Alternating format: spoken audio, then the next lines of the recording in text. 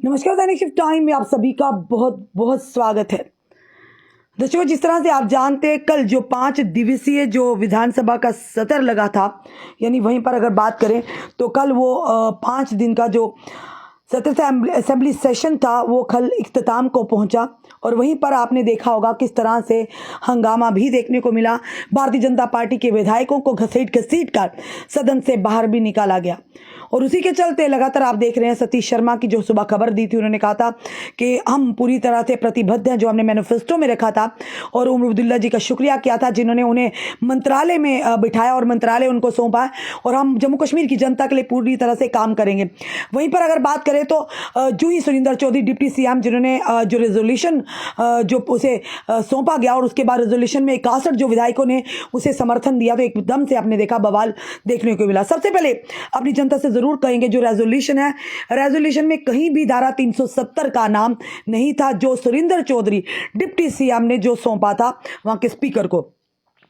सबसे पहले सुरिंदर चौधरी द्वारा जो यानी रेजोल्यूशन सौंपा गया था, उसमें साफ तौर पर ये लिखा था दैट दिस लेजिस्लेटिव असेंबली, बताना चाहेंगे आपको पूरी तरह से, reforms the importance of the special status and constitution guarantees which safeguards the identity, culture and rights of the people of Jammu and Kashmir and expresses concern over their unilateral removal। यानी ये था जो उन्होंने, यानी कि जो resolution जो वहाँ पर डाला था, जिससे 61 जो विधायकों ने उसका समर्थन किया था। धारा 370 का इनके द्वारा जो रेजोल्यूशन दिया गया, क्योंकि सुरिंदर चौधरी के इस रेजोल्यूशन के बाद लगातार आपने देखा भाजपा हेडक्वार्टर के बाहर लगातार प्रदर्शन हुए। वहीं पर उमर अब्दुल्ला ने भी एक बड़ा बयान दिया है। उन्होंने कहा कि राज्य का दर्जा बहाल करने का प्रस्ताव ऐतिहासिक है। विशेष दर्जे पर प्रस्ताव दरवाजे खोलता है बल्कि बंद नहीं करता है, ये सीएम उमर अब्दुल्ला का कहना है। बताना चाहेंगे, उमर अब्दुल्ला ने श्रीनगर में पहले 5 दिवसीय विधानसभा सत्र के अंतिम दिन बात की, जब विपक्षी भाजपा सदस्यों ने एनसी प्रस्ताव के विरोध में वॉकआउट किया और कई भाजपा सदस्यों को सदन से घसीट घसीट कर बाहर निकाला गया। वो साफ तौर पर वीडियो आपने भी देखे, हमने भी देखे। भाजपा सदस्यों ने विधानसभा परिसर के मैदान में समांतर सभा आयोजित करके विरोध किया, यानी कि पैरेलल जो था उसे आयोजित कर यानी कि विरोध किया। और उसी के चलते जहां सभी सदस्यों ने सत्तारूढ़ शासन के खिलाफ आवाज उठाई और सत्र के शुरू में ध्वनि मत और हाथ उठाकर प्रस्ताव पारित किया। उमर अब्दुल्ला ने कहा, अराजकता सत्ता पक्ष की जवाबदेही को खत्म कर देती है और इनमें उन्हें हमेशा ये पसंद आता है, और जो लोग राजकता फैलाते हैं वह अपनी जिम्मेदारी से भागते हैं। जम्मू कश्मीर के मुख्यमंत्री रेखांकित किया कि 5 अगस्त 2019 को लिए गए निर्णायक एक तरफा, यानी बताना चाहेंगे निर्णय एक तरफा थे, और जिसकी और किसी से सलाह भी नहीं ली गई थी। और खास करके और विशेष दर्जा बहाल करने का प्रस्ताव इसी तरह के तैयार किया गया था ताकि ये सुनिश्चित हो सके कि केंद्र सरकार इसे तुरंत खारिज ना कर दे। वहीं पर इस प्रस्ताव में कुछ ऐसा है जिसका इस्तेमाल प्रधानमंत्री, गृह मंत्री और अन्य वरिष्ठ राजनेता अभी भी हमें निशाना बनाने के लिए कर रहे हैं। और साथ ही साथ उमर अब्दुल्ला ने कहा, अगर ये प्रस्ताव कमजोर और समझौतापूर्ण होता तो वह इसका उल्लेख नहीं करते। उमर अब्दुल्ला ने कहा कि यह प्रस्ताव ऐतिहासिक है क्योंकि यह दरवाजे बंद करने के बजाय ये दरवाजों को खोलता है। उमर अब्दुल्ला ने कहा, हमें अपने पिछले अनुभवों के आधार पर यानी कि भविष्य का आकलन करना चाहिए। हम ऐसे शब्दों का इस्तेमाल नहीं करना चाहिए जो हमें एक दायरे में बांध दे या हमारी संभावनाओं को सीमित कर दे। इसीलिए हमें जानबूझकर जम्मू कश्मीर के विशेष दर्जे का उल्लेख किया है। वहीं पर उमर अब्दुल्ला ने संकेत दिया कि शायद उन्होंने मौजूदा भाजपा नेतृत्व वाली केंद्र सरकार से उम्मीद खो दी है।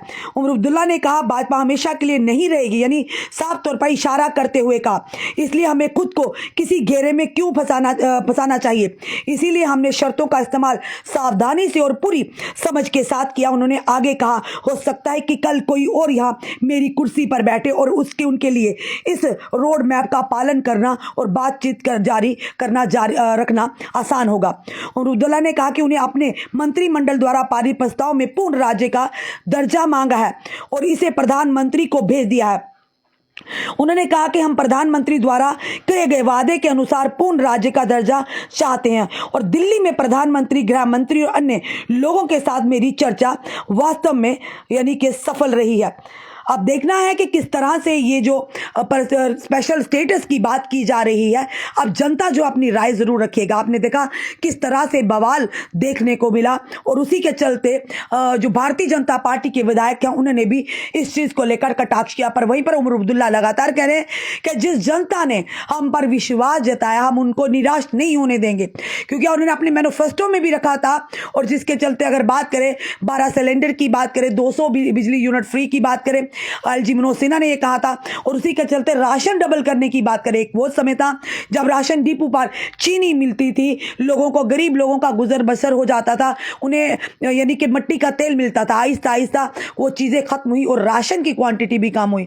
और वहीं पर सतीश शर्मा जो मंत्री हैं उन्होंने साफ तौर पर कहा था कि जल्द ही इसकी घोषणा होगी और पब्लिक डोमेन में इन सब सारी चीज़ों को लाया जाएगा।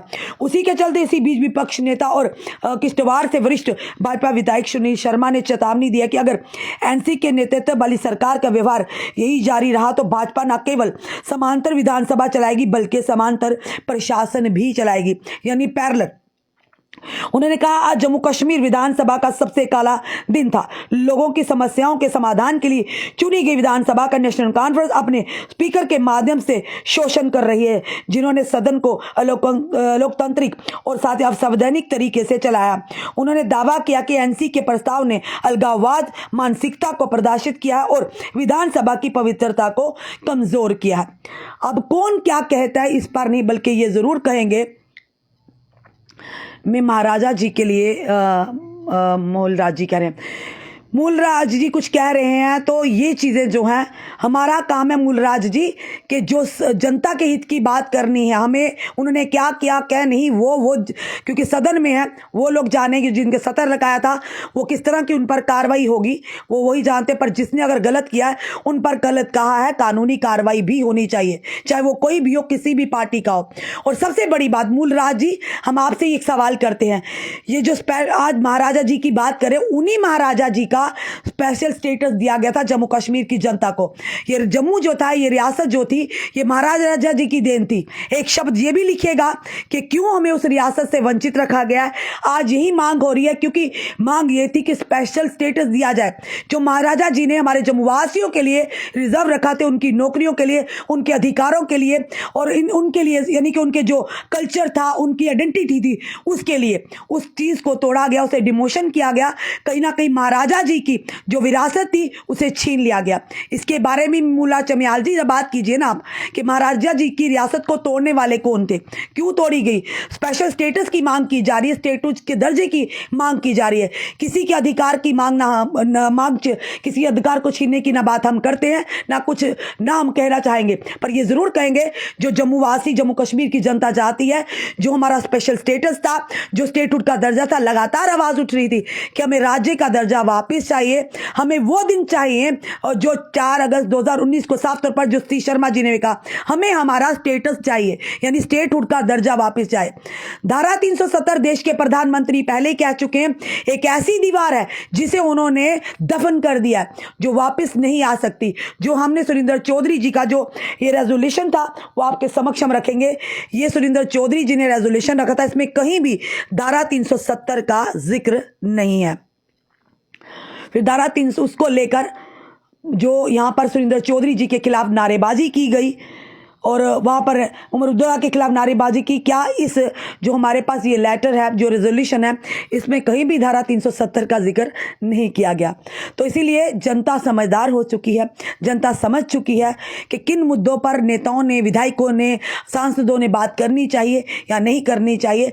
जो 5 दिन का शीतकालीन सत्र जो लगा था उसमें क्या हुआ, ये जनता खुद फैसला करेगी।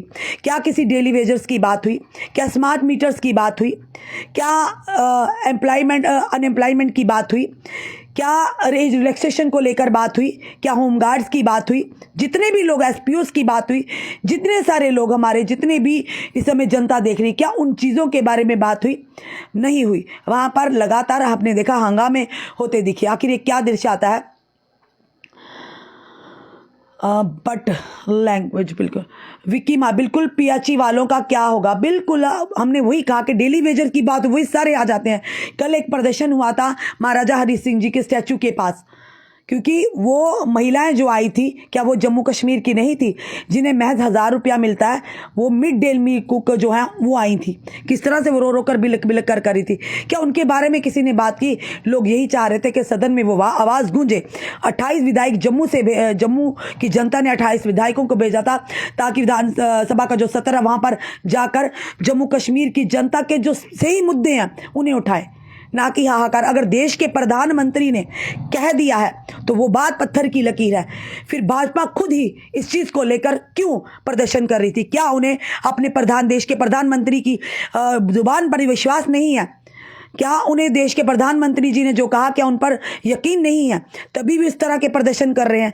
अगर उन्होंने खुद ही कहा कि ये वापस नहीं आ सकती, यानी कि जो चीज़ दफन हो चुकी वो दोबारा वापस नहीं आएगी, फिर सबको उनकी उस बात पर विश्वास करना चाहिए। क्योंकि अभी प्रस्ताव रेजोल्यूशन जो दिया हमने आपको बता दिया, जो सुरेंद्र चौधरी जी द्वारा दिया था कि स्पेशल स्टेटस की बात की, स्टेटहुड की बात की गई है। धारा 370 का कहीं भी जिक्र नहीं है, जो हमारे पास इस समय रेजोल्यूशन की कॉपी पड़ी है। बिल्कुल शबीर अहमद राठौर जी कह रहे हैं फायर एंड इमरजेंसी सर्विसेज की रिपोर्ट है। फायर एंड इमरजेंसी सर्विस की रिपोर्ट बिल्कुल आप लोगों ने काफी इंतजार किया। एलजी मनोज सिन्हा जी को सब पता है और एलजी मनोज सिन्हा जी के पास रिपोर्ट पहुंच चुकी है। क्या उस रिपोर्ट में आखिर हम यही कहेंगे, फिर हमारी बातें काफ़ी चुभती हैं। काफ़ी लोगों को परेशानी होती, चाहे प्रशासन हो चाहे सियासी लोग हो, कोई भी हो, कि अगर आपके पास एलजी साहब आपके पास रिपोर्ट आ चुकी है, आप कहते हैं कि लाइन में खड़ा आखिरी व्यक्ति पर भी मेरी नज़र रखती है, तो इन युवाओं की बात सुनिए। रिपोर्ट आपके पास है, एलजी साहब आपके पास विश्वास, आपने कहा था बेगुनाह को छेड़ेंगे नहीं, गुनाहगार को छोड़ेंगे नहीं। तो साफ तौर पर कौन है fire and emergency service aspirant जो लगातार मांग करे? रिपोर्ट आपके पास है, कमेटी ने रिपोर्ट भी सबमिट कर दी है। फिर उसके बाद आप किसका इंतजार कर रहे हैं एलजी मनोज सिन्हा जी? अब तो वो रिपोर्ट को वापस लाइए या किसे बचाने का प्रयास किया जा रहा है? कुछ ना कुछ तो जरूर है इस रिपोर्ट में।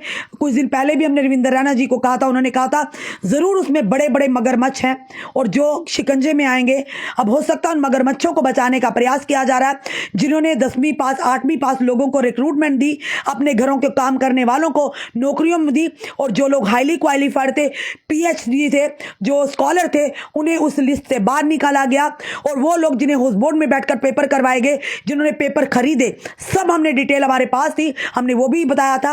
और उन बच्चों के बाद जिन्होंने पैसे दिए थे, उन्होंने अपनी जान को जोखिम में डालकर, इतना बड़ा खतरा लेकर, परवाह किए बगैर के कल हमारे साथ भी कुछ होगा, उन्होंने वो चीजें सामने लाई थी। फिर क्या है, उस रिपोर्ट को किसे बचाने का प्रयास किया जा रहा है? क्या लगता है अपने भी कुछ लोग शामिल हैं जिस वजह से इस रिपोर्ट को अभी तक पब्लिक डोमेन में नहीं लाया गया?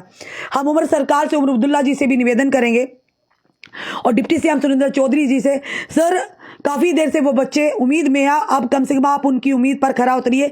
जो रिपोर्ट है एलजी साहब के पास, कम से कम उनकी बात तो वहाँ तक रखिए कि रिपोर्ट सामने आए, कुछ भी हो रिपोर्ट में, चाहे उन बच्चों के खिलाफ हो, उन बच्चों के हक में, जो भी हो, इन एक्सपीरियंस के हक में कम से कम उस रिपोर्ट को लाइए। और 28 विधायक भारतीय जनता पार्टी के जो इस समय अपोजिशन में है, अब तो कम से कम उस चीज़ को लेकर सामने आइएगा। पहले तो आपने कहा हमारी कोई सुनता नहीं है, हमने रिपोर्ट, आपने कमेटी बनाई, कमेटी ने रिपोर्ट सबमिट कर दी।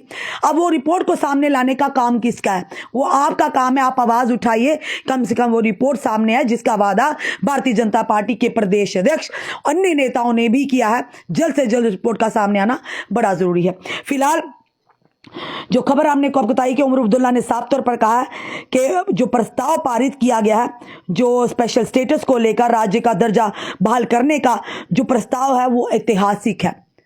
और वाकई कहीं ना कहीं हर कोई ये चाहता है, अगर जनता भी जो हमें देख रही है इस समय, हमारी जम्मू कश्मीर की जनता, आप क्या चाहते हैं ये ज़रूर लिखिएगा। क्या आप नहीं चाहते कि आपको राज्य का दर्जा वापस दिया जाए, जो हमारे महाराजाओं की देन है हमारे लिए? महाराजा हरि सिंह जी ने किस तरह से हमें वो रियासत हमें दी थी, वो धरोहर थी उनकी, और किस तरह से उनके, यानी किस तरह से उस रियासत को तोड़ा गया रातों रात, और उसके बाद हमें यूटी केंद्र शासित प्रदेश में विभाजित कर दिया, और उसी के चलते लगातार मांग थी। और अब आज लोग ये कह रहे हैं हमें अपनी पुरानी रियासत दे दीजिए, जो महाराजा जी की धरोहर दी, जो महाराजा जी ने हम लोगों के लिए बनाई थी स्पेशल स्टेटस के साथ, कि हमारे जो राइट्स है, हमारा जो कल्चर है, हमारी जो आइडेंटिटी है वो सेफ गार्ड कर सके, हमारे युवाओं की युवतियों की नौकरियां जो उसे सेफ गार्ड कर सके, हमारे जो ज़मीनी हकूक़ हैं उन्हें सेफ गार्ड कर सके। तो फिलहाल आपका क्या कहना है ज़रूर बताइएगा, और इस वीडियो को शेयर भी कीजिएगा। जुड़े रहिए ऐसे हमारे साथ अगले अपडेट के लिए। जय हिंद, जय भारत।